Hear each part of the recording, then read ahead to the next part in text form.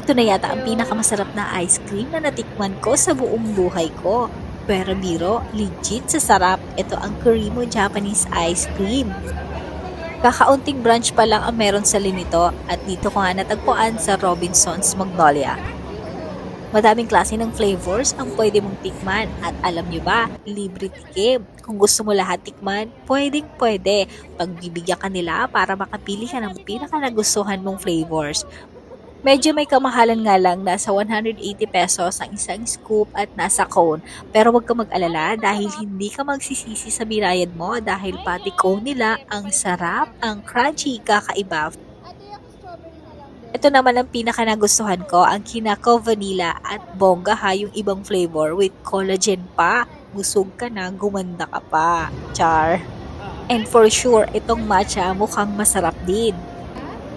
Ayan ang one scoop nila, siksik liglig, nag-uumapaw sa dami hanggang tip ng cone ang pagkakasiksik nito. So ano pa inaantay natin, wag na natin patagalin dahil tunaw na siya, tikman na yan. Masarap pa dyan. Masarap. Gag. Masarap. Sarap. Masarap. Sarap.